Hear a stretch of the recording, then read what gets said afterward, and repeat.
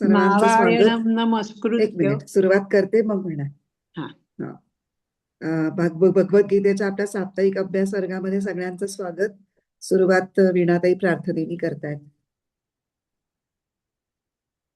नारायणं नमस्कृत्य नरं चैव नरोत्तमं देवीं सरस्वतीं व्यासं ततो जयमुदीरयेत्।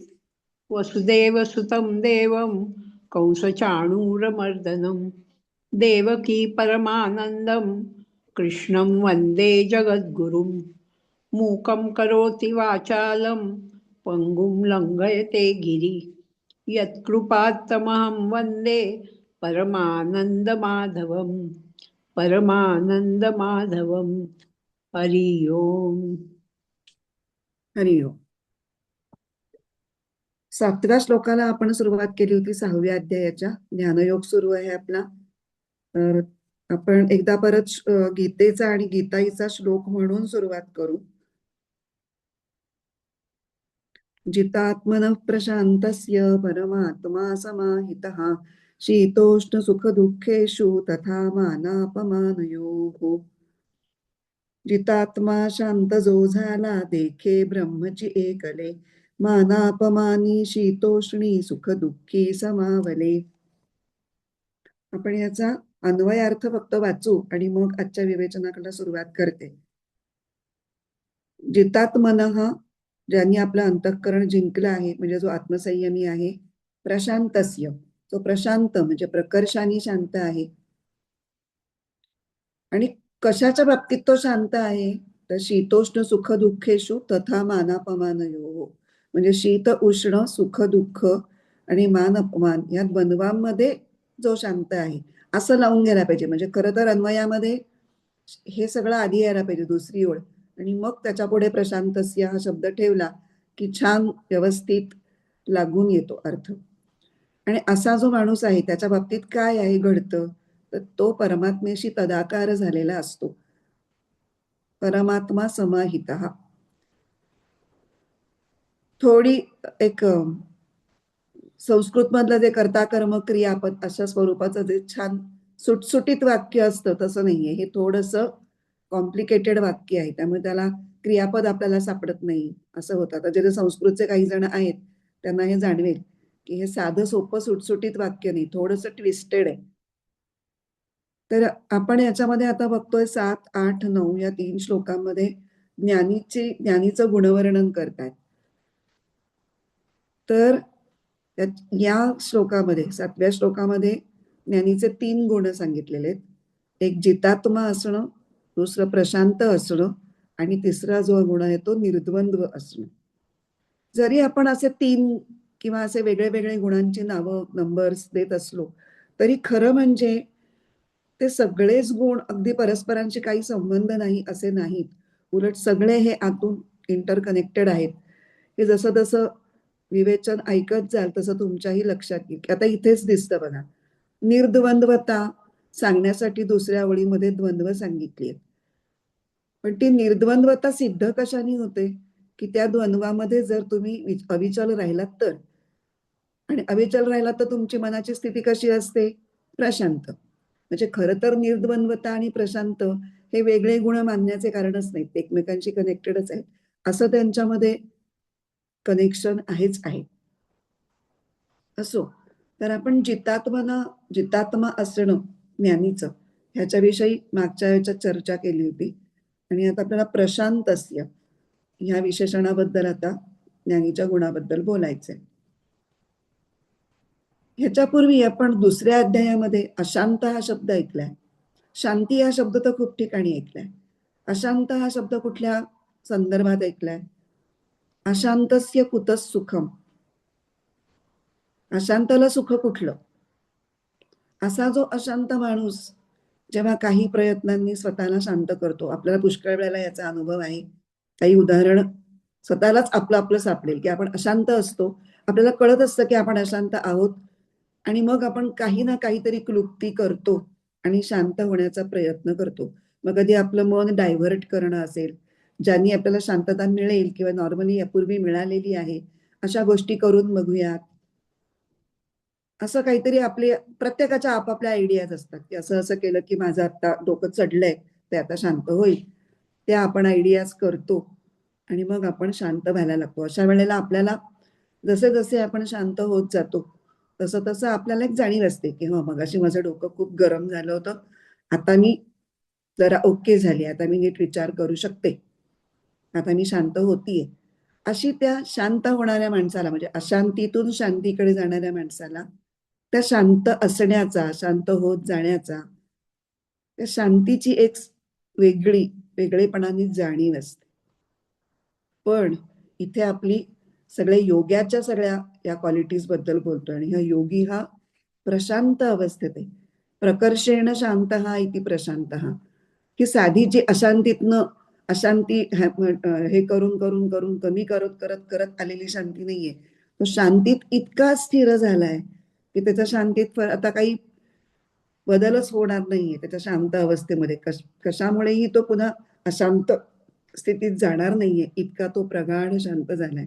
आणि अशा शांत अवस्थेमध्ये योग्याला स्वतःच्या शांत असण्याची वेगळी जाणीव नसते. की जी वेगळी जाणीव पूर्वी असायची शांतीची, ती सुद्धा आता शांत होऊन गेलेली असते.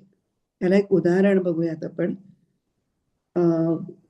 ज्ञानदेवांनी आपले सद्गुरू श्री निवृत्तीनाथ यांच्याविषयी एका अभंगात फार छान त्यांच्या शांत अवस्थेचा छान उल्लेख आहे. अभंग सगळ्यांच्या परिचयाचा आहे. समाधी साधन संजीवन नाम, हा आपण ऐकलेला आहे. मला वाटतं भीमसेन जोशींच्या आवाजातला येतो. तर त्याच्यामध्ये एक ओळ येते, शांतीची पै शांती निवृत्ती दातारू. ही शांतीची पै शांती आहे ना, की जिथे शांत असण्याच्या जाणीवेचा आविर्भाव सुद्धा आता शांत होऊन गेलेला आहे आणि त्याच्यावर आता कुठलेही तरंग उमटणार नाहीत. सरोवरच असं शांत असतं, नितळ त्याचा पृष्ठभाग असतो, तशी ती शांतीची अवस्था स्थिर झालेली आहे त्या अंतःकरणामध्ये. असं ते निवृत्ती आहेत, निवृत्तीनाथ आहेत, असं त्यांचं वर्णन केलेलं आहे. त्या शांतीच्या बाबतीत एक संत जीवन प्रसंग बघू. म्हणजे ही शांती कशी टिकते, कारण आपल्याला प्रगाढ शांत असलेले अनेक संत माहिती आहेत, पण आपण संतत्वाला पोचलेलो नाही आणि पोचायची शक्यता ही खूपच दूर आहे. पण आपल्या सामान्य जीवनामध्ये कशा पद्धतीने वेगळा विचार करून आपण कमीत कमी अशांत होऊ किंवा अशांतीतून पटकन बाहेर पडू, हे आपल्याला शिकायचंय गीतेच्या अभ्यासाच्या निमित्ताने. तर म्हणून एक प्रसंग सांगते. पंत महाराज बाळेकुंद्रीकर नावाचे एक साधू पुरुष आणि त्यांचे ज्येष्ठ गुरुबंधू कल्लप्पा. तर ते कल्लप्पा जे होते त्यांचा वेदांताचा गाढ अभ्यास होता आणि ते सदैव अतिशय शांत असत.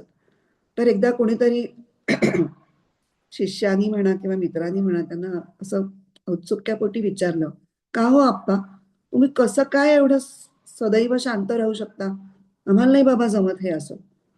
तेव्हा ते म्हणले, काय आहे, मी माझ्या मनाशी 2 गोष्टी पक्क्या केलेल्या आहेत. काय त्या 2 गोष्टी? पहिली गोष्ट म्हणजे जे माझं आहे ते मला कधीही सोडून जाणार नाही, याची मला पूर्ण खात्री आहे. त्यामुळे ते पकडून ठेवण्यासाठी मी धडपड करत नाही आणि त्या खटपटीतून मी अशांत होण्याचं काही मला कारण नाही.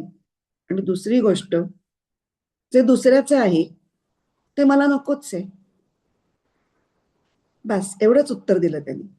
2 गोष्टी सांगितल्या त्यांनी याच्यामध्ये. त्यांच्या उत्तरामध्येच वेदांत असा अगदी ठासून धरलेला आहे की जो समजून घेणं गरजेचं आहे.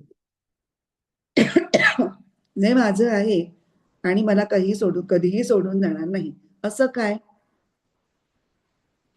आपलं आत्मस्वरूप, ते आपल्याला कधीही सोडून जाणार नाही. आपल्या लक्षात येवो न येवो, आपल्याला त्याची जाणीव असो न असो, ते कधीच आपल्याला सोडून जाणार नाही. आणि जे आपल्याला कधी सोडून जाणार नाही त्याची चिंता करायचं कारणच नाही. त्यामुळे ते शांत राहतात. आणि जे दुसऱ्याचं आहे, इथे दुसऱ्याचं म्हणजे काय? प्रकृती, प्रकृतीशी संबंधित आणि प्रकृतीतून निर्माण झालेलं. प्रकृतीतून काय निर्माण होतो? अहंकार. हा देह मी आहे, मन मी आहे, बुद्धी मी आहे. शरीर मन बुद्धीशी तादात्म्य म्हणजे अहंकार. आणि हा अहंकार प्रकृतीच्या संपर्कात जास्त असल्यामुळे किंवा आत्म्याकडे दुर्लक्ष होऊन फक्त प्रकृतीकडे लक्ष असेल तर मग हा अहंकार विकसित होतो. त्यामुळे चित्त जेव्हा या अहंकाराला सोडून देतं, प्रकृतीकडचं लक्ष हे पूर्ण आत्म्याकडे वळवतं, तेव्हा ती प्रशांत अवस्था ही प्राप्त होऊ शकते. चित्ताची अशी प्रशांत स्थिती ज्या योग्याला प्राप्त झालेली आहे, तो किती उच्च दर्जाचं सुख प्राप्त करतो हे याच अध्यायातल्या पुढच्या 27व्या श्लोकात सांगितलेलं आहे. तिचा फक्त उल्लेख करणार आहे मी. बाकी आपण तो श्लोक जेव्हा बघू तेव्हा पाहू. प्रशांत मनसैह्येनं योगिनं सुखमुत्तमं उपैति शांतरजसं ब्रह्मभूतमकल्मषम्. ज्याचं मन अत्यंत प्रगाढ शांतीमध्ये रमलेलं आहे, असा योगी हे उत्तम प्रकारचं सुख अनुभवतो. आणि बरोबर याच्या अपोजिट आपण सुरुवात केली, अशांतस्य कुतः सुखम. जो अशांत आहे त्याला सुख मिळण्याची काही शक्यताच नाहीये. आणि प्रशांत मनस जो असेल त्याला उत्तमातलं उत्तम सुख हे त्याच्या पायाशी लोळण घेत असतं. आता मी मगाशी म्हटलं तसं अन्वय सांगताना हे प्रशांतस्य हे पद आपण आता सेपरेटली बघितलं, फक्त प्रशांत अवस्था आहे. पण कशात प्रशांत अवस्था, त्यामुळे ती दुसरी जी ओळ आहे ना या श्लोकाची, शीतोष्ण सुख दुःखेषु तथा मानापमानयोः प्रशांतस्य, असं जेव्हा आपण ते पद त्याला जोडून घेतो की नाही, तेव्हा त्याचा अर्थ हा जास्त परफेक्ट होतो. की कशामध्ये तो अशांत होत नाही हे दाखवलंय. तर दुसऱ्या ओळीत काय आहे, तर 3 द्वंद्वांचा उल्लेख आहे. आणि आता आपल्याला तिसरा जो ज्ञानीचा गुण या श्लोकातून सांगायचा आहे भगवंतांना, त्याची पण चर्चा करायची. कुठला तो गुण? निर्द्वंद्वता किंवा द्वंद्वातीतता किंवा द्वंद्वराहित्य, द्वंद्वाच्या पलीकडे जाणं, द्वंद्वाचा आपल्या मनाच्या शांतीवर परिणाम होऊ न देणं म्हणजे निर्द्वंद्वता. दुसऱ्या अध्यायापासून भगवंत या द्वंद्वांच्या विषयी बोलतायत आणि द्वंद्वांचा परिणाम होऊ देऊ नये अशी सूचना सुद्धा करतायत, अर्जुनाला करतायत. पण अर्जुनाला केलेल्या सगळ्या सूचना आपल्याला ऍप्लिकेबल आहेतच. दुसऱ्या अध्यायातल्या 45व्या श्लोकात सांगितलं होतं भगवंतांनी, त्रैगुण्य विषया वेदा निस्त्रैगुण्यो भवार्जुन निर्द्वंद्वो नित्यसत्वस्थो निर्योगक्षेम आत्मवान. किती गोष्टी त्याला सांगितल्यात बघा. त्रिगुणांच्या पलीकडे जा, निस्त्रैगुण्य, निर्द्वंद्व, द्वंद्वांच्या पलीकडे जा, नित्य सत्वस्थो, नित्य सत्वगुणामध्ये राहण्याचा प्रयत्न कर, आणि शेवटची गोष्ट आत्मवान, आत्म्यानी युक्त हो. आत्म्यानी युक्त होणं म्हणजेच परमात्मा समाहित. इथे आपल्याला सांगतायत की नाही, परमात्मा समाहित म्हणजेच आत्म्यानी युक्त असणे, म्हणजेच आत्मवान होणं.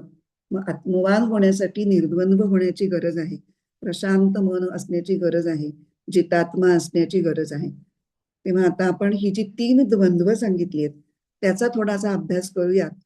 कारण त्याची चर्चा करण्याचं आणि सखोल चर्चा करण्याचं कारण असं आहे की आपल्याला रोज दिवसातनं अनेक वेळेला ह्या द्वंद्वांच्या मधून जावं लागतं. त्यामुळे ती द्वंद्व आपल्याला ओळखता आली पाहिजे. कधी कधी आपल्याला कशाने नेमका त्रास होतोय हे कळत नाही, आणि जेव्हा त्याचं कारण कळतं तेव्हा ते कारण आपण दूर करू शकतो. कारण सापडलं की उपाय सापडतो. रोगाचं सुद्धा बघा, जेव्हा निदान होतं तेव्हा औषध सापडवायला आणि ते घेऊन बरं व्हायला आपल्याला पुढची सगळी प्रक्रिया जरा सोपी होते. कारणच जेव्हा कळत नसतं, निदानच जेव्हा होत नसतं, तेव्हा ते सगळं अवघड होऊन बसतं. म्हणून आपल्या आयुष्यात येणारी रोजच्या ह्याच्यामधली जी द्वंद्व, आता इथे त्यांनी 3च द्वंद्वांचा उल्लेख केलाय, पण त्याची प्रातिनिधिक स्वरूपाची आहेत. आणि बाकीची सगळी द्वंद्व ही साधारणपणे कुठल्या ना कुठल्या या तिघांपैकी एका कॅटेगरीमध्ये बसून जातात. त्यामुळे ती व्यापक अर्थाने आपल्याला द्वंद्वांचा अभ्यास करताना उपयोगी पडतात. आणि त्यामुळे आपण वेगवेगळे विद्वान ह्या द्वंद्वांविषयी काय मतं मांडतात ते बघणार आहोत. सुरुवात आपण चिन्मयानंदांच्या पासून करूयात. चिन्मयानंद म्हणतात की शीत उष्ण, सुख दुःख आणि मान अपमान या 3 द्वंद्वांच्या उल्लेखातून भगवंतांनी जणू काही आपल्या मनःशांतीला कशापासून धोके आहेत ते सगळे संभाव्य धोक्यांची लिस्टच सांगितलेली आहे, की कुठल्या काय काय झालं असं तुमचं मन अशांत होऊ शकतं? आपल्या सुखामध्ये काय काय अडथळे कोण कोण निर्माण करणार आहेत, ह्याचीच जणू काही त्यांनी त्या 3 द्वंद्वांच्या रूपाने सांगायचा प्रयत्न केलाय.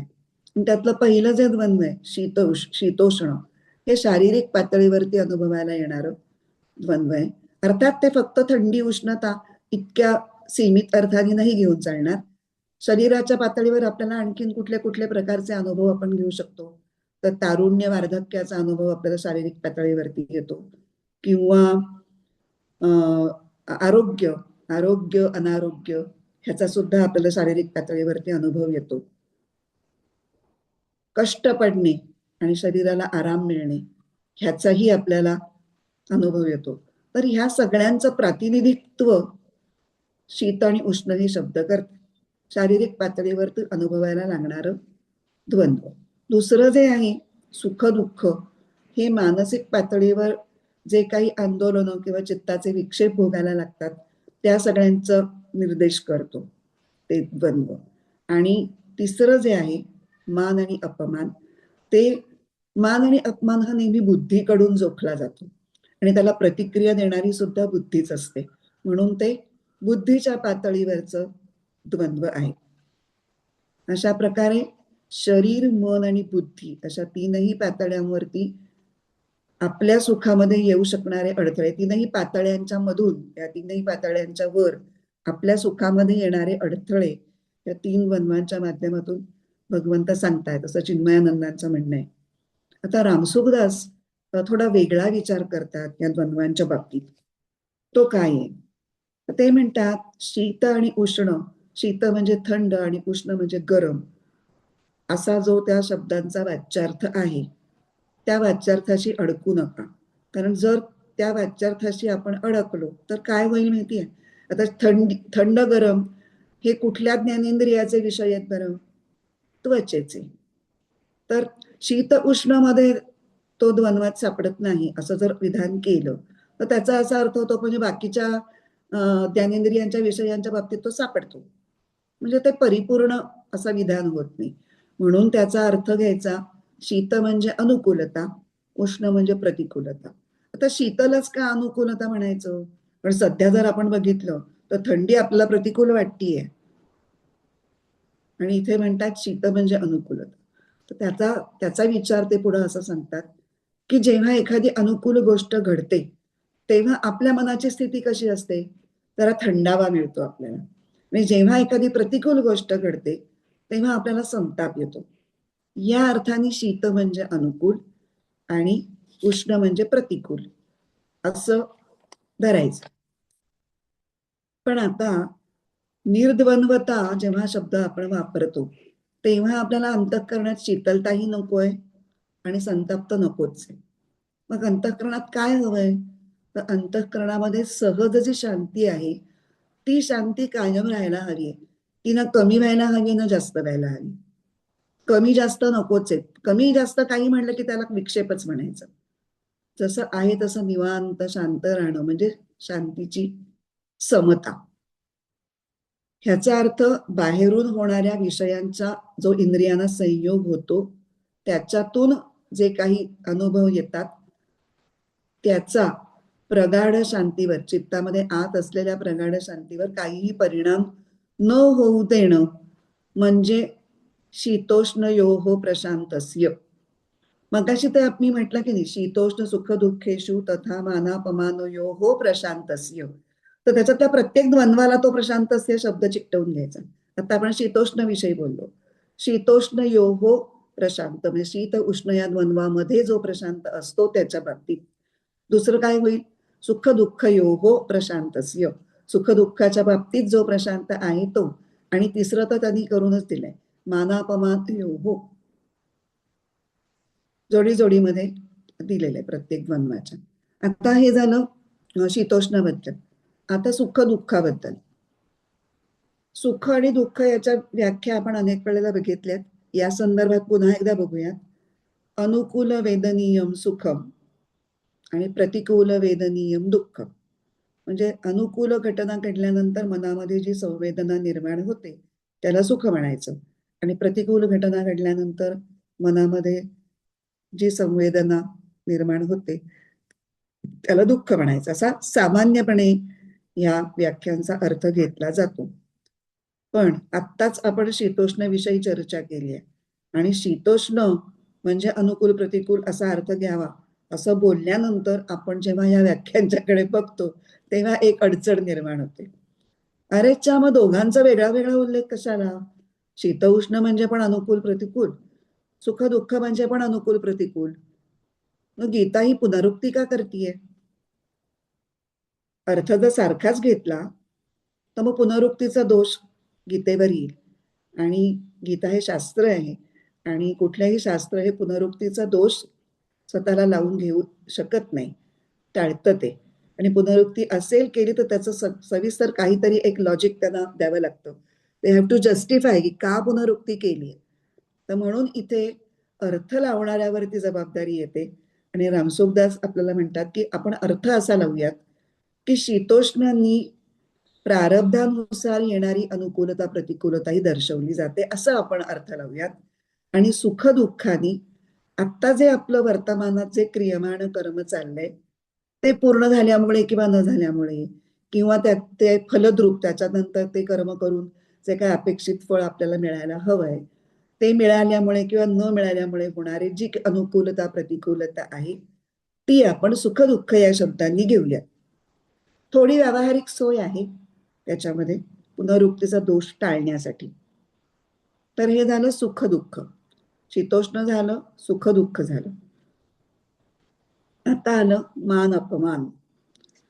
आता या द्वंद्वाच्या बाबतीत सुद्धा काही जण अशी शंका घेतात की अहो मान अपमान सुद्धा प्रारब्धाचं फल असू शकत नाही का?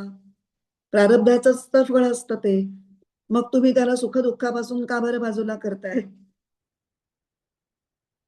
आपल्याला जेव्हा डेप्थ मध्ये विचार करायची जेव्हा पाळी येते ना तेव्हा हे सगळे पापुत्रे उलगडून त्याचा विश्लेषण करावं लागतं की असं म्हणलं तर काय होईल, असं म्हणलं तर काय होईल. अर्थ हा निकोप व्हायला पाहिजे. आणि ज्या अर्थी 3 वेगळे वेगळे द्वंद्वांचे कॅटेगरीज केल्या त्या मनाने चिन्मयानंदांनी लावलेला अर्थ आपल्याला अधिक झटकन समजण्यासारखा आहे. एक शारीरिक, एक मानसिक, एक बौद्धिक पातळीवर पटतं ते आपल्याला. ते तर बरोबरच आहे पण अजून थोडासा विचार आपल्याला केला पाहिजे. तर रामसुखदास त्याचं उत्तर देतात की शीत उष्ण म्हणजे अनुकूल प्रतिकूल आणि ते प्रारब्धानुसार ज्या घटना घडणार आहेत त्याच्यातनं जे अनुकूल प्रतिकूल घडणार आहे ते ह्याच्यात आणि प्रारब्धानुसार निर्माण होणारे मानापमान ह्याच्यात काय फरक आहे. आता तो फरक थोडा सूक्ष्म आहे. आपण फार डिटेलमध्ये जायला नको पण मी थोडंसं सांगायचा प्रयत्न करते. शीत उष्ण हे दैवेच्छा प्रारब्धाचं फळ आहे आणि मान अपमान हे परेच्छाकृत प्रारब्धाचं फळ आहे. आपल्याला फक्त माहितीये की संचित, क्रियमाण आणि प्रारब्ध. प्रारब्धाचे सुद्धा अजून वर्गीकरण शास्त्रकारांनी केलेलं आहे. इच्छा प्रारब्ध, अनिच्छा प्रारब्ध आणि परेच्छा प्रारब्ध अशी 3 प्रकारची. खरं सांगू का हे जरा थोडंसं त्याचा किस पाडल्यासारखा होतोय पण इथे त्यांना जस्टिफाय करायचंय की हे 3 स्वतंत्र उल्लेख कसे योग्य आहेत. तर अनिच्छा प्रारब्ध म्हणजे माणसाच्या दैवानी त्याला जे येतं ते. खरं तर संपूर्ण प्रारब्ध हे दैववशातच येतं आणि तुमच्या पूर्वीच्या केलेल्या कर्मांची त्याचा संबंध असतो. हे जनरलाइज्ड सर्व प्रकारचे म्हणजे आताचे मी 3 प्रकार सांगितले प्रारब्धाचे त्या सगळ्याला हे लागू पडतच पडतं. आता मान आणि अपमान हे परेच्छाकृत प्रारब्धाचं फळ आहे. त्यामुळे आपण फक्त परेच्छाकृत प्रारब्ध म्हणजे काय ते बघू. रामाला वनवासात जावं लागलं. ह्याच्यात त्याची काय चूक होती? काहीही चूक सापडत नाही. ते परेच्छाकृत प्रारब्ध आहे. कोणाची इच्छा होती ती? कैकेयीची. कैकेयीच्या इच्छेमुळे रामाला वनवास भोगायला लागतो. हे रामाचं परेच्छाकृत प्रारब्ध आहे. आणि सीता कांचन मृग, तिला कांचन मृग दिसतो आणि त्याची चोळी करायची आहे हे म्हटल्यानंतर जो तो कांचन मृगाच्या मागे जातो ते इच्छा प्रारब्ध आहे. आता कांचन मृगाच्या मागे लागण्याची काही गरज नाही. हे रामासारख्या व्यक्तीला कळलं नसेल का? किंवा युधिष्ठिर म्हणू आपण, आता युधिष्ठिर एवढ्या धर्माने वागणारा, द्यूतानी कुणाचं भलं झालंय हे त्याला कळलं नसेल, तरीही त्याला द्यूत खेळण्याची इच्छा झाली आणि तो द्यूत खेळायला उद्युक्त झाला आणि मग पुढे सगळे जे काही भोग भोगायला लागले ते आपल्याला माहितीच आहे. ते इच्छा प्रारब्ध. तो नाहीही म्हणू शकत होता, पण त्याला हो म्हणायची इच्छा झाली आणि त्या इच्छेनी कसं आहे, प्रारब्ध कर्माचे भोग या न त्या मार्गाने तुमच्यापर्यंत येणार. ते कोणाच्या मार्फत आले, तर ते परक्या माणसाच्या मार्फत आले तर त्याला परेच्छा म्हणायचं. जर तुमच्याच कृतीतून किंवा तुमच्याच एखाद्या इच्छेतून आले तर त्याला इच्छा प्रारब्ध म्हणायचं. इतकं सोपं आहे ते. म्हणजे मग आता कन्फ्युजन व्हायचं कारण नाही. युधिष्ठिराचं हे उदाहरण की त्यांनी स्वतःच्या इच्छेने द्यूतामध्ये उतरला आणि हा रामाला स्वतःची इच्छा नसताना आई वडिलांचं म्हणजे वडिलांनी आपल्या आईला दिलेलं वचन पाळायचं म्हणून वनवासात जावं लागलं. हे परेच्छाकृत. तर मान आणि अपमान हे बहुतेक वेळेला आपल्या हातात नसतात, हे पण त्याच्यातलं एक सांगायचंय. आणि जे आपल्या हातात नाही त्याविषयी आपण सुखी दुःखी का व्हावं, त्यात वनवातून बाहेर का पडायचंय, तर आपली शांती त्यांनी डळगून घ्यायची नाहीये. कोणी आपला मान करावा, कधी करावा, हे आपल्या हातात आहे का? तसंच अपमानाच्या बाबतीतही तसंच. म्हणून रामसुखदास त्याच्या पुढे जातात. आणि मला हे रामसुखदासांचं खूप आवडतं की छोट्या छोट्या गोष्टींमध्ये एखादा पॉइंट सांगत असताना ना, ते तुम्हाला त्याच्यावरचे उपाय सांगतात. नुसती समस्या सांगून काय उपयोग? समस्या आपल्याला रोजच येते आणि आपण पुन्हा पुन्हा त्या समस्येला त्याच त्याच पद्धतीने तोंड देतोय. मग त्या समस्येतून बाहेर कसं पडायचं, हे जे उपाय ते सुचवतात की त्याला काय असतं, तुम्ही काहीतरी वेगळ्या पद्धतीने विचार केलात तरच तुम्ही त्या समस्येतून बाहेर पडू शकता. ते उपाय ते सुचवतात. इथं ते काय सुचवतात मानापमानाच्या बाबतीत, की मान आणि अपमान हे द्वंद्व शांतपणे सहन करण्यासाठी किंवा त्याचा आपल्या शांतीवरती परिणाम होऊ न देण्यासाठी ते असं म्हणतात की समजा एखाद्याने आपला मान मान केला, सत्कार केला, तर आपल्याला नाही, साधारणपणे आपल्याला काय वाटतं सत्कार झाला की हो माझ्याकडे गुण आहेत म्हणूनच झालं, मी पात्रच आहे या सत्काराला. असं आपल्याला आतून वाटून जातं की हो हो माझा सत्कार व्हायलाच पाहिजे, जरा उशीरच झाला माझा सत्कार व्हायला असंही वाटेल एखाद्या वेळेस, की इतके दिवस यांना कळतच नव्हतं की मी एवढा एलिजिबल आहे आणि माझा सत्कार करायला एवढा उशीर झाला. तर ते आपण आपलं क्रेडिट म्हणून घेतो की माझ्यात गुण होते म्हणून माझा सत्कार झाला. त्याच्याऐवजी ते म्हणतात तुम्ही असा विचार करू नका की हे तुमच्या गुणांमुळे तुमचा सत्कार झालाय. तुम्ही असा विचार करा की जो सत्कार करतोय त्याचं मन किती मोठं आहे, तो किती उदार अंतःकरणाचा आहे की त्याला माझा सत्कार करावासा वाटला. माझ्या एवढ्याशा गोष्टीसाठी यांनी माझा सत्कार केला. असं स्वतःकडे कमीपणा घ्या किंवा दुसऱ्याला मोठेपणा द्या. कमीपणा स्वतःकडे कमीपणा घ्या असं म्हणण्यापेक्षा दुसऱ्याला मोठेपणा दिला की तुमचे पाय त्याच्यामुळे जागेवर राहतात आणि झालेल्या मानाने तुम्ही फुगून जात नाही. कारण इथे आपल्याला मानामध्ये शांत राहायचं म्हणजे काय, तर मान स्वतःला चिकटवून घेऊन आपलं काय होईल, आपला कर्तृत्व अभिमान वाढेल, अहंकार वाढेल. असलं काहीही आपल्याला होऊ द्यायचं नाहीये. म्हणजे मानामध्ये शांत राहणे.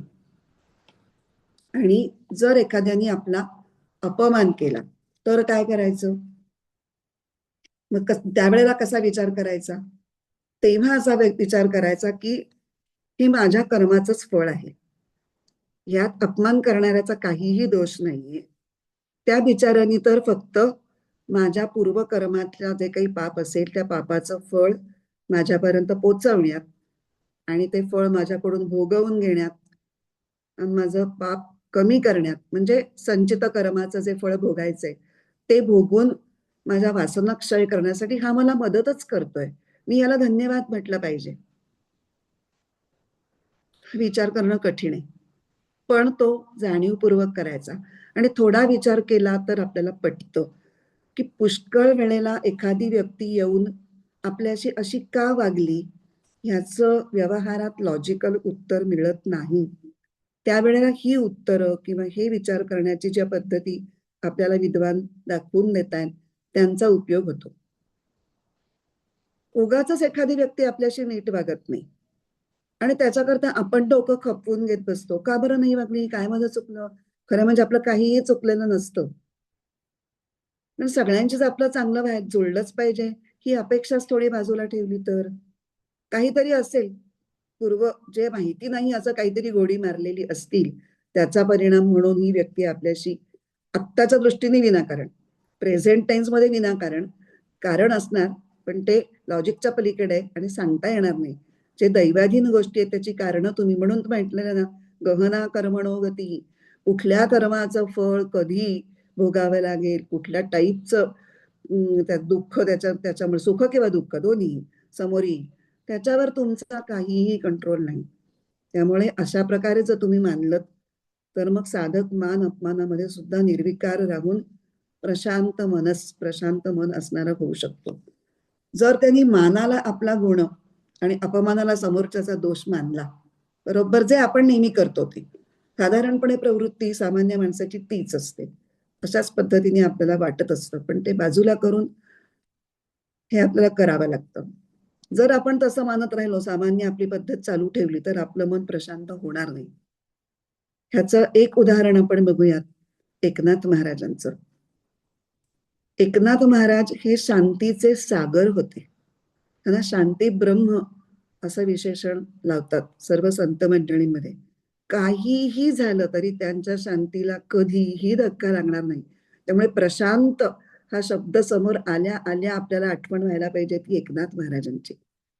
तो एकनाथ महाराजांच्या जीवनातला प्रसंग बहुतेक सगळ्यांना आपल्याला माहितीये की ते गंगेवर स्नान करून येत असतात आणि तिथे जवळच त्यांच्या वाटेवरती एक यवन बसलेला असतो म्लेंछ आणि तो त्यांच्या अंगावर थुंकतो.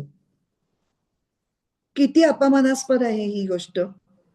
किती मस्तक फिरेल आपल्यासारख्याचं पण त्यांचं काहीही फिरत नाही मस्तक. ते शांतपणे परत जातात पुन्हा आंघोळ करतात परत येतात परत तुंकतो असं अनेक वेळेला चालतं. ते बघणारे काही लोक म्हणतात की अहो का त्याला काही तुम्ही बोलत नाहीये का त्याला सहन करताय. तो म्हणतो सहन काय करायचंय त्याच्यामुळे मला इतकं गंगास्नानाचं पुण्य मिळालं. एका दिवसात इतक्या वेळेला गंगास्नान अन्यथा मी कधी केलं असतं का. आणि हे ते मनापासून म्हणत होते बरं का केवळ म्हणायचं म्हणून म्हणत नव्हते.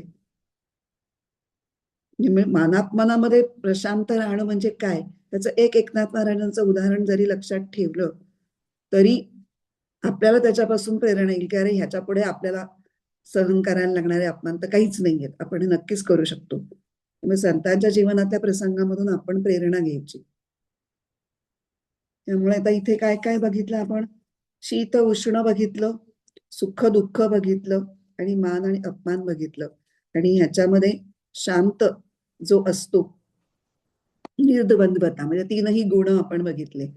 पहिलं जितात्मा असणं मग प्रशांत असणं आणि तिसरं निर्द्वंद्वता असणं. आता एकच शब्द राहिलाय परमात्मा समाहित. हे सगळे तीनही गुण कशासाठी आवश्यक आहेत किंवा हे गुण असलेल्या माणसाला काय मिळतं तर त्याचं चित्त हे परत परमात्म्याशी कायम स्वरूपी मिळून राहतं तदाकार तदाकार होऊन राहत. ज्या अर्थी शीत उष्ण सुख दुःख आणि मान अपमान या साही प्रकारांच्या द्वंद्वामध्ये तो जर शांत प्रशांत मनस राहू शकत असेल तर हे सिद्धच होतं त्याच्यावरून की त्याला परमात्मा नित्य प्राप्त आहे. तो परमात्म्यामध्ये मिसळून गेलेला आहे त्याच्याशिवाय तो इतकी शांती धारणच करू शकणार नाही. कारण अंतःकरणामध्ये परिपूर्ण तृप्ती आणि आनंद भरलेला असल्याशिवाय हे सहन करण्याची ताकद येऊ शकत नाही. आणि जेव्हा चित्त हे परमात्म्याशी तद्रूप झालेलं असतं तेव्हाच ते इतक्या परमानंदात असू शकतं तेव्हाच ते शांतीची पै शांती या स्टेजला पोहोचू शकतं. इथे आपले या श्लोकावरचं विवेचन झालंय. आता आपल्याला ज्ञानेश्वरी बघायची. ज्ञानेश्वरीमध्ये हा श्लोक आणि पुढचा श्लोक एकत्र बघितलाय पण मी साधारणपणे त्यातल्या ओव्यांचे भाग पाडलेत. तर 81 ते 87 या ओव्या ज्या आहेत त्या साधारणपणे या श्लोकाशी निगडित आहेत त्यामुळे त्या आपण वाचूया.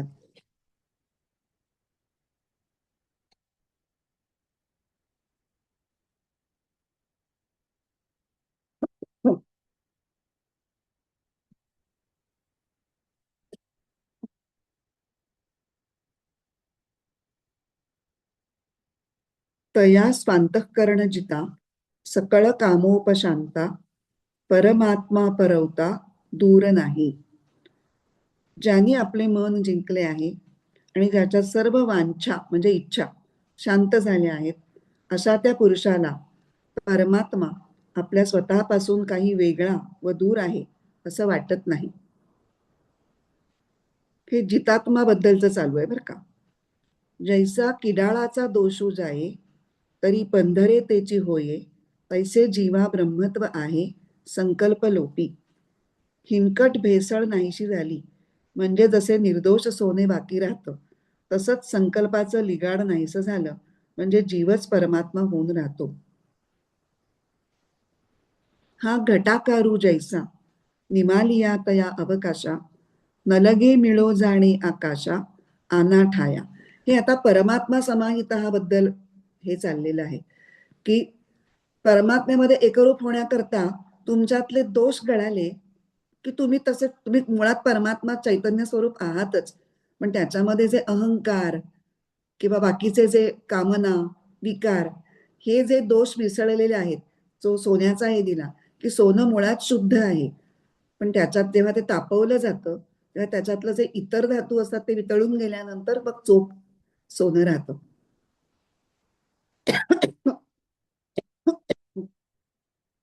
किंवा आता हा घटाकारू जैसा निमालिया तया अवकाशा नलगे मिळो जाणे आकाशा आना ठाया. जसा घटाकार नाहीसा झाला की आकाशात अवकाशाला मिळून जाण्याला स्थानांतर करावे लागत नाही. आता शीतोष्णाची वाहणी सॉरी तर 84 मी मिस केली. तैसा देहा हंकारू नाथीला हा समूळ जयाचा नाशिला तोची परमात्मा संचला आधीची आहे. तसाच ज्याचा खोटा देहाभिमान समूळ गळून गेला त्याला परमात्मरूप होण्याला दुसरं काहीच करावं लागत नाही, कारण तो मूळचाच परमात्म्याने ओतप्रोत भरलेला आहे, म्हणजे परमात्मा समाहिता. आता शीतोष्णाची या वाहणी तेथ सुखदुःखाची कडसणी इये न समाती काही बोलणी मानापमानाची. मग अशा पुरुषाच्या ठिकाणी शीतोष्णादी सुखदुःखांचा विचार व मानापमानाची भाषा ही संभवतच नाहीत. जे जिये वाटा सूर्यू जाये तेऊ ते तेजाचे विश्व होये, तैसे तया पावे ते आहे तोची म्हणवनी. अरे ज्या ज्या वाटेला सूर्य जातो तिथे तिथे जसं सर्व प्रकाशमान होतं, तसंच अशा पुरुषाला जे जे काही भेटतं ते तद्रूप म्हणजे त्या पुरुषाच्या स्वरूपाशी समरस होऊन जातं. ही ओवी आपण नंतर थोडी बघूयात. देखे मेघवनी सुटती धारा तियान रूपती जैसिया सागरा तैसी शुभाशुभे योगीश्वरा नवती आने. तशा ढगापासून पडणाऱ्या पाण्याच्या धारा समुद्राला कधीही बोचत नाहीत, तशाच त्या योगश्रेष्ठाला शुभाशुभ गोष्टी आत्मस्वरूपच झाल्यामुळे कधीही क्लेशकारक होत नाहीत. इथून पुढे ज्या ओव्या आहेत 88 ते 92 मला वाटतं, ते आपण पुढच्या 8व्या श्लोकाच्या बरोबर बघणार. आता थोडस 1-2 ओव्यांच्या वरती थोडस आपण समजून घेण्याचा तो प्रयत्न करू. आता आपण जितात्माबद्दल बोलताना स्वतःचा आत्मा जिंकणं म्हणजे स्वतःचं मन जिंकणं किंवा स्वतःचं अंतःकरण जिंकणं.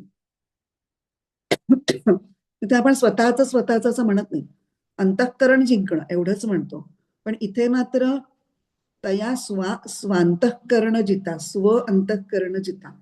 स्व हा मुद्दाम एक उपसर्ग लावून त्यांनी स्वतःचं अंतःकरण जिंकणं हे कसं अवघड आहे हे सांगायचा ज्ञानेश्वरांनी प्रयत्न केलेला आहे.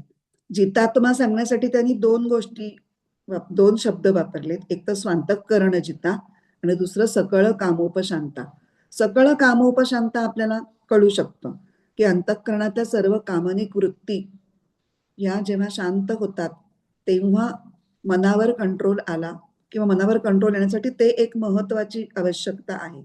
ते झाल्याशिवाय त्या नियंत्रणाला अर्थ, कारण पहिलं इच्छांवरती विजय मिळवणं, प्रत्येक इच्छा तावून सुलाखून बघणं, ही धर्माला धरून आहे का, त्यांनी कोणाचं वाईट होणार नाहीये ना, की खूप स्वार्थी आहे का, हे सगळं बघावं लागतं. तेव्हा त्या इच्छेचं पुढे काय करायचं ते ठरवता येतं. वृत्ती नियंत्रणामध्ये इच्छांचा विचार करून इच्छा कंट्रोलमध्ये ठेवाव्या लागतात. त्यामुळे सकळ कामोपशांत हा आपल्याला कळतं. आता अंतःकरण जिता न म्हणता स्वांतःकरण जिता का बरं म्हटलं? तर नुसतं अंतःकरण जिता म्हणलं तर कोणाचं? समोरच्याचं किंवा दुसऱ्याचं अंतःकरण जिंकणं ही गोष्ट सुद्धा आपल्याला व्यवहारात करावी लागतेच, बरेच वेळेला करावी लागते. आणि ती तुलनेने सोपी आहे, कारण दुसऱ्याची आवड नावड जाणून घ्यायची आणि त्याला अनुकूल असं वागायचं, नावडीच्या गोष्टी टाळायच्या, आवडीच्या गोष्टी करायच्या. असं केलं म्हणजे एक स्ट्रॅटेजिक आपण वागलो तर आपल्याला समोरच्याचं अंतःकरण हे जिंकायला जमतं. पण ही स्ट्रॅटेजी आपल्या स्वतःसाठी उपयोगाला येत नाही, कारण आपण स्वतःला ओळखून असतो. स्वतःला जिंकणं, स्वतःचं अंतःकरण जिंकणं हे जास्त अवघड का आहे? तर तिथे स्वतःला बदलण्याची आपली तयारी असायला लागते. स्वतःमधल्या विवेकशक्तीचा पुरेपूर वापर, योग्य वेळी वापर करावा लागतो आणि साधना सुद्धा करून साधनेने आपल्या मनाचं सामर्थ्य हे सतत वाढतं ठेवायला लागतं. आणि स्वतःच्या विवेकातनी स्वतः मनाच्या स्वैरतेला, चंचलतेला आवर घालणं आणि ते पूर्णपणे ताब्यात ठेवणं म्हणजे स्वतःचं अंतःकरण स्वतः जिंकणं. तिथे कुठलीही बाहेरची तकलादू स्ट्रॅटेजी उपयोगाला येते. त्याला खंबीर बुद्धीचा निश्चय लागतो. उद्धरेत आत्मनात्मानमच्या वेळेला आपण बोललो होतो बघा, की आधी मन आणि बुद्धीला मी अनुकूल करून घेणार आहे. हा आधी तुमचा स्वतःचा पक्का निश्चय पाहिजे. मग त्याच्याप्रमाणे कृती करताना तुम्ही 10 वेळेला घसरून पडाल. असं नाही की मनात निश्चय केला की लागलीच तुम्हाला ती गोष्ट जमणारच आहे. अनेक वेळा जमणार नाहीये, पण मला जमवायचीच आहे. आज न उद्या, आत्ता न मग, हा निश्चय पक्का पाहिजे. म्हणून स्वांतःकरण जिता असं म्हटलेलं. आणि मग एकदा हे झालं की मग हा निश्चय पक्का होऊन त्याला कृतीची जोड मिळाली की मग काय होतं, त्याचं परिणाम म्हणून परमात्मा स्वरूपाशी त्याचं चित्त तदाकार होतं. परमात्मा समाहित हा, कारण मग त्याला परमात्मा परवता म्हणजे परका किंवा खूप दूर वेगळा कोणीतरी खूप कुठेतरी दूर आहे असं वाटतच नाही. तो परमात्म्याशी युक्त होऊनच राहिलेला असतो. इथे ही 81वी ओवी आपण वाचली. आता 82, 83, 84 ह्याच्यामधलं थोडंसं मी ते सांगताच बोललेली आहे की परमात्म्याशी एकरूप होण्यासाठी आपल्याला आपल्यातल्या अशुद्धी काढाव्या लागतात किंवा आपल्यातल्या लिमिटेशन्स बाजूला कराव्या लागतात. अशुद्धी काढण्यासाठी तो सोन्याचा हे होता की सोन्यातलं हिणकस जळून गेलं की सोनं शुद्धच राहतं. आणि दुसरं काय होतं, सीमितता. आपण देह शरीर मन बुद्धी यांनी आपल्याला परिच्छिन्न आत्मा समजतो. या सगळ्याच्या मर्यादांमध्ये आपण स्वतःला जखडून घेतलेलं आहे. जसं त्या पोपटाने त्या नळीला पकडून ठेवलेलं आहे शुकनलिका न्यायामध्ये तसं. त्यामुळे ते सोडलं की मी मोकळेच जात. तसं घटामध्ये आकाश अडकून पडलंय असं जर आपण म्हटलं, तो घट तो बाजूला केला म्हणजे फोडला म्हणून, तर ते आकाश आता उडत उडत चाललं आणि बाहेरच्या आकाशात मिळायला गेलं असं होतं का? ते तत्क्षणी घटाची मर्यादा बाजूला केली की तत्क्षणी आतलं आकाश आणि बाहेरचं आकाश हे एकच होऊन जातं. तसं देह मन बुद्धीच्या मर्यादा तुम्हीच धरून बसलायत, त्या सोडल्यात की तुम्ही तेच आहात. तुम्ही परमात्मा तत्वच आहात. देह अहंकार बाजूला केल्यानंतर आतलं आणि बाहेरचं जीव चैतन्य आणि परमात्मा चैतन्य असे वेगळे राहतच नाही. हे त्यांना त्या 82, 83 आणि 84 या 3 ओव्यांमध्ये जे सांगितले ना उद्दृष्टांत, त्यांनी ते सांगायचं. आणि आता ओवी 86 आणि 87 थोडीशी समजून घ्यायची आहे की सूर्य ज्या वाटेने जातो तिकडे सगळीकडे प्रकाशच येतो. त्यामुळे तिथे हा रस्ता का तो रस्ता, हे स्थान का ते स्थान असा काहीही भेद नसतो. इथे ते द्वंद्वाच्या बाबतीत म्हणतायत. कारण हा रस्ता का तो रस्ता, सूर्य हा विचारच करतो का की मी उकिरड्याला प्रकाशित करू का नको? उकिरडा किंवा बाग बगीचा दोन्हीकडे तो सारखाच प्रकाशतो. चिंचोळी पायवाट असेल ना तर डांबरी रस्ता असेल, दोन्हीकडे ना तो सारखाच प्रकाशतो. चांगलं वाईट हा भेदच त्याच्या ठिकाणी नाहीये सूर्याच्या ठिकाणी. तसा ज्ञानीच्या ठिकाणी कुठलंही द्वंद्व नाही, असं त्यांना याच्यातून सांगायचंय.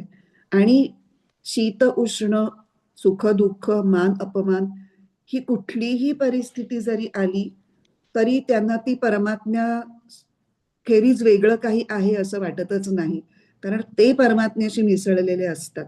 म्हणून जोपर्यंत तुम्ही परमात्म्यापासून वेगळे आहात तोपर्यंत तुम्हाला त्या वेगळ्या परिस्थिती म्हणून जाणवतात. आता इथे पुढची जी ओवी आहे, देखे मेघवनी सुटती धारा, की मेघामध्ये धारा पडल्यानंतर काही पावसाच्या धारांनी सागराला आनंद होतोय आणि काही पावसाच्या धारांनी त्याला दुःख होतंय. असं होतं का? तसं होत नाही, कारण समुद्राच्या पाण्याची वाफ होऊनच मेघ बनलेले असतात. त्यामुळे सगळ्या धारांना समुद्र स्वतःमध्ये तितक्याच सहजतेने सामावून घेतो. तितकंच सर्व परिस्थितींना हा तितक्याच समतेने सामोरा जातो. म्हणजे दुसरी जी ओळ आहे या ह्याची, शीतोष्ण सुख दुःखेषु तथा मानापमान योगो प्रशांतस्य, ह्याच्यासाठी ही दोन उदाहरणं दिली. सूर्य सूर्य जसा कुठल्या स्थानाविषयी भेदभाव करत नाही, किंवा सागर जसा कुठल्या धारा म्हणजे पर्जन्याच्या कुठल्या धारांविषयी भेदभाव करत नाही, तशी ह्यापैकी कुठलाही द्वंद्व समोर आलं तरी हा तितकाच शांतपणे त्याला सामोरं जातो. त्याच्यातही तो परब्रह्मच बघतो. आता मानात परब्रह्म बघणं म्हणजे काय? मान किंवा अपमान करणारा जो व्यक्ती आहे त्याच्यात परब्रह्म पाहणं. सुख आणि दुःख हे ज्या शेवटी ती परिस्थिती उद्भवायला कोणीतरी व्यक्ती काहीतरी घटना कारणीभूत असतात की नाही, त्या घटनांच्याकडे त्या घटना परब्रह्मच आहेत, परब्रह्माचंच एक वेगळं स्वरूप म्हणून आहे. हे खूप अवघड आहे. हे बोलायला खूप सोपं वाटतंय मला सांगायला, तुम्हाला ऐकायला ते अवघड वाटत असेल. मला बोलताना सुद्धा माहितीये की हे खूपच, पण आता हे काय आहे, परिपूर्ण अंतःकरण ज्या योग्याचं झालेलं आहे त्याच्या अंगचे गुण आहेत हे. त्यामुळे सुरुवातीपासून आपण हेच बघतोय की ज्ञानीची लक्षणं, स्थितप्रज्ञाची लक्षणं सांगितली. प्रत्येक अध्यायामध्ये अशी लक्षणं वारंवार वेगवेगळ्या शब्दांमध्ये भगवंत का सांगतायत? त्यांना ती प्राप्त झालेली आहेत. स्थितप्रज्ञाला तो सगळा न उल्हासे न संतापे. न उल्हासे न संतापे म्हणजे काय? सुख दुःखे समे कृत्वा, असंच आहे की नाही? किंवा आता जसं म्हणतो शीतोष्ण सुख दुःखेषु समान आहेत त्यांना ते, कारण त्यांची प्रज्ञा स्थिरावलेली आहे. आणि आपण त्यांचे गुण अशासाठी ऐकतो आहोत की आपल्याला त्यांच्या इतकं नाही तरी काही प्रमाणात तरी ते जमावं, कधी कधी अधूनमधून तरी जमावं. जेव्हा असं अधूनमधून छोटे छोटे विजय आपल्याला मिळतात ना, तेव्हा आपल्याला छान वाटतं की अरे आज मला जमलंय, आज मला ही गोष्ट सोडायला जमलीये, किंवा आज या गोष्टीतून दुःख कमीत कमी करणं मला जमलंय. नच करणं हा मी शब्दच नाही वापरते. कधी कधी करणं, थोडं थोडं करणं, अधूनमधून जमणं, ह्या पहिल्या पायऱ्या आहेत. त्यामुळे त्या पहिल्या पायऱ्या तरी आपल्याला जमाव्यात म्हणून हे सगळं आहे. तेव्हा आता आपण हा श्लोक आपण आता पूर्ण केलाय. तेव्हा आपण हा श्लोक एकदा वाचूयात परत. आता सगळं आपण समजून घेतलंय, त्या बॅकग्राऊंडवर आपण हा श्लोक पुन्हा एकदा ऐकूयात आणि पुढचा श्लोक फक्त म्हणून ठेवूयात, कारण मला वाटतं ऑलमोस्ट 5 वाजायला चालेत ना, 2-3 मिनिटच शिल्लक आहेत. हाच श्लोक एकदा पुन्हा म्हणते मी. जितात्मनः प्रशान्तस्य परमात्मा समाहितः शीतोष्ण सुख दुःखेषु तथा मानापमानयोः. चितात्मा शांत जो झाला देखे ब्रह्मची एकले, मानापमानी शीतोष्मी सुख दुःखी समावले. गीताईचा श्लोक जर नीट वाचलात तर त्याच्यामध्ये शेवटचा जो आपला पॉइंट होता तो बरोबर आलेला आहे की मानापमानी शीतोष्णी सुख दुःखी एक ब्रह्मची एकले समावले. त्या सगळ्यामध्ये ब्रह्मच आहे. ब्रह्म म्हणजे फक्त छान छान गुडी गुडी असं नाहीये, वाईट आलं तरी ते ब्रह्मच. म्हणून तर म्हणतात ना की दुरात्म्याच्यात सुद्धा ब्रह्म आहे, पण ते तुम्ही सत जन झाल्याशिवाय तुम्हाला ते कळणार नाही. आपण चांगलं चांगलं असेल की सगळं छान आणि वाईट असलं की आपण लागलीच असं आपल्यामध्ये तो भेदभाव राहतो. चांगल्या वाईटाचा भेदभाव राहतो, तो राहू नये. आपण करताना नाही हो, समोरच्यानी वागताना आपण चांगलंच वागायचंय. तर चांगलं आणि वाईट एकाच पारड्यात आहे, मग आपणही कसं वागूयात अशा अर्थाने नाही. कारण ते फार दुधारी शस्त्र आहे. बोलता बोलता सुद्धा आपण कसं वागायचंय आणि दुसऱ्याशी कसं वागायचंय, आपण किंवा दुसरा कशाशी वागल्यानंतर आपण प्रतिक्रिया कशी द्यायची असं म्हणू. प्रतिक्रिया देताना आपल्या मनामध्ये हे सगळी समानता वगैरे विचार आणायचा प्रयत्न करायचा. आपण फक्त 8वा श्लोक वाचू आणि थांबू. म्हणजे फक्त नुसता गीता गीताई म्हणूनच थांबू. ज्ञान विज्ञान तृप्तात्मा कूटस्थो विजितेंद्रियः युक्त इत्युच्यते योगी समलोष्टाश्मकाञ्चनः. तोषला ज्ञान विज्ञाने स्थिर जिंकोनी इंद्रिये तो योगी समजो देखे सोने पाषाण मृत्तिका. मला वाटलं होतं खरं की थोडस पुढे आपण पोचू, पण हरकत नाही. या गोष्टी थोड्या पचवतच पुढे गेलेलं बरं आहे, घाईनी पुढे जाण्यापेक्षा.